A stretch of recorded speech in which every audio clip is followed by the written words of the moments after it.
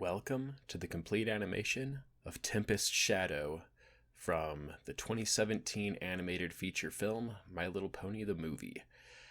This movie is so interesting, and it's really all over the place.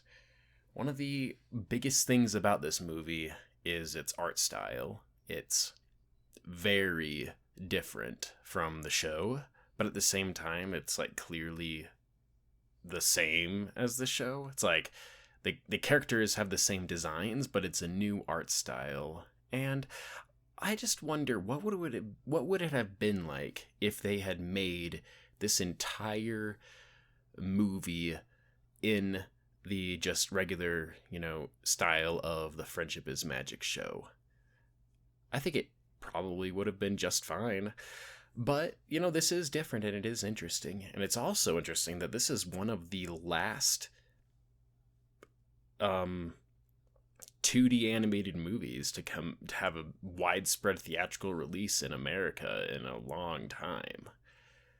Like, you'd think that maybe Cartoon Saloon's Wolfwalkers might have been able to do it, but that happened in the middle of the pandemic, and it had a very limited theatrical release and then was mostly an Apple TV Plus exclusive.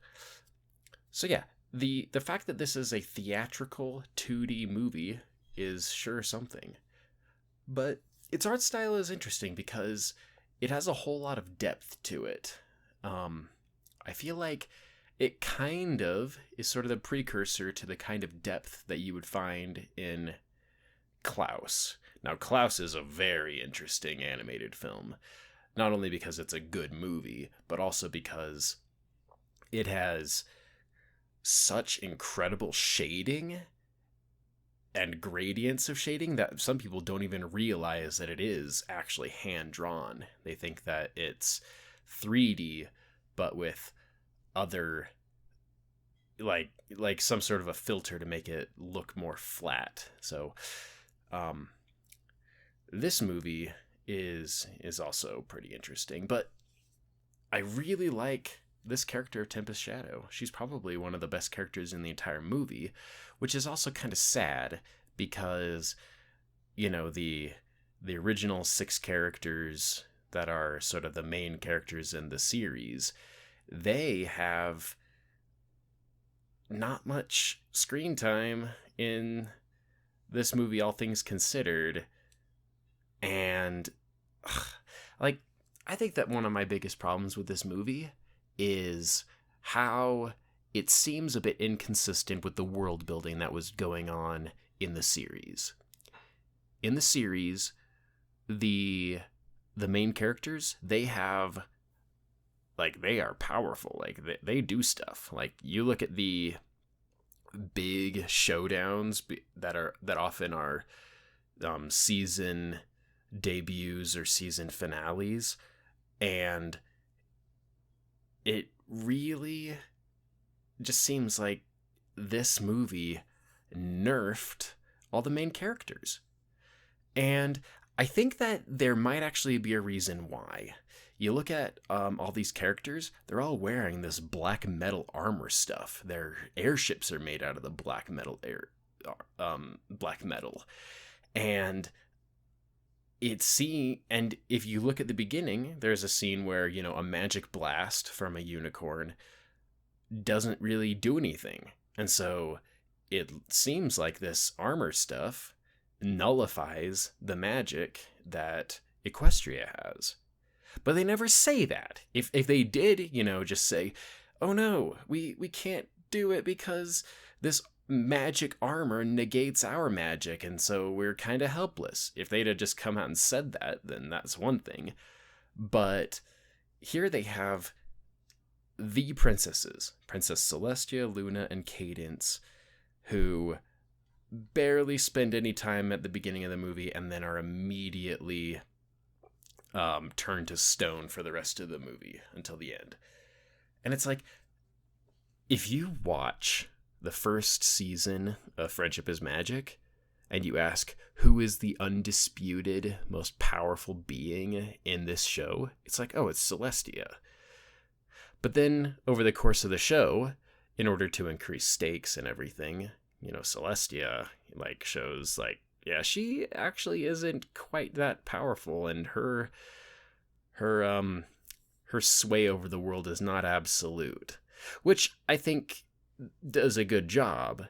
But in this movie, they make her seem so much weaker than anything else. So, yeah. Let's see. This movie, it really just, the story of it really doesn't feel like it's, you know, the movie material. Because if you look at the big, you know, story arcs and the big conflicts that happen in the series, you get some characters who just work. Like, think of Queen Chrysalis at the end of season 2. She was just the right kind of menacing, and the story arc actually made sense. Like, they had a whole riff of, oh, she's in disguise and she's pretending to be Cadence and going to steal her wedding. And like, that was a very straightforward but well executed story arc. But here in the movie, the story arc is, oh, we're having a celebration that's never mentioned anywhere else in a show that, you know, talks a lot about it, celebrations. And while they're having it, there's an invading army. It's like, and that army is never brought up before or since. I really feel like this movie was designed to stand on its own. But if it was designed to stand on its own, who was this made for? That's the big thing about this movie. Who was this movie made for?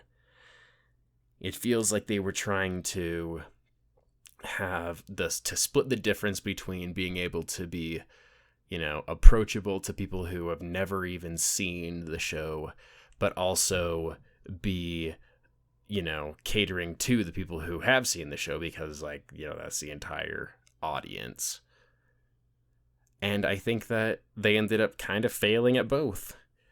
The movie itself just doesn't feel like it's properly written, if that even makes sense. But I do think that Tempest's real name is actually pretty awesome. Fizzle Pop Berry Twist. It's like the most My Little Pony name ever. Let's see. I will say this. This movie has some surprisingly good songs. Not all of them, but some. Like the beginning one where it's like, it's the festival of friendship. It's like, that's not a great song. But this song that Tempest is singing right now, it's all right. But the two standouts are Time to Be Awesome and One Small Thing. In fact, One Small Thing, I think, is like one of the best songs in this entire series, which is saying something because this series has some really good songs. Let's see. So, one of the problems with these, you know, complete animation videos, this format, is none of the things I say are scripted. I'm literally just watching the footage while trying to explain my thoughts about the movie. And one of the problems with that is sometimes I run out of things to talk about. One of the things that I feel like was a missed opportunity is Tempest never came back in the series, really. Like, near the end of the series, season 9, you start to get some of her, like, cameo appearances, but she never talks again. We don't even get to see what her cutie mark is. We don't even know if she has a cutie mark. And, yeah, I do like the design of Tempest. I feel like it's a bit busy for the show, but it also works. Like, you know, she needs the armor to show that she's part of that. And the, you know, the things over her hooves, what are those even called? They're not, are those horseshoes? Celestia and Luna wear them, but do we ever get like a name for those basically horse boots that she's wearing?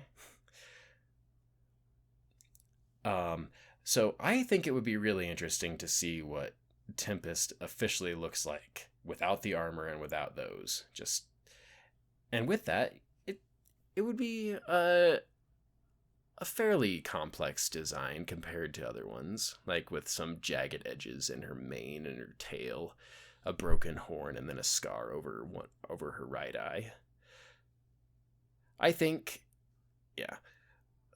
So the character animation in this movie really is hit and miss. Like the main characters, the six of them, they have what they do is they really show that this art style it doesn't work in every angle. Like there are some art styles where it's like from one angle it looks really good, but then there are others where it's like some sequences just don't look as appealing. And if I was going to criticize this art style, it'd be that it doesn't always look super appealing. So, oh yeah, so one of the big tropes of the Friendship of is Magic series is that villains become friends. It's like antagonists that are threats to the main characters eventually change their minds and decide to be good people, and everybody's okay with that, and they forgive them, and they let them come and be friends. And I personally really like that, especially when some characters end up being some of the better characters in the movie, in the entire series, actually. But it doesn't really feel like Tempest really earns that. It's like Starlight Glimmer, I feel like she had the best arc of that, because she was totally evil, but then she became a friend, but she spent a lot of time developing it afterward. Like she was not a one and done finished project. She took seasons to eventually get better. And it's so much better than what Tempest has. She just doesn't have very much development, although it's not nearly as bad as some of the ones that they sort of snuck in at the end of the series. Like the characters that were part of the Daring Do stories, them having sort of a redemption arc. That one felt like, instead of it actually feeling proper and good, that felt more like, look, we're near the end of the series. Let's go through the entire list of antagonists who hasn't been redeemed and who could possibly be redeemed. And then they just chose those. And one of the problems with this movie is it kind of wasted some of its all-star cast. Like Michael Pena, he is Grubber. But like, I think it's a toss-up between who had the worse, all-star cast redemption thing. Not redemption, voice acting thing.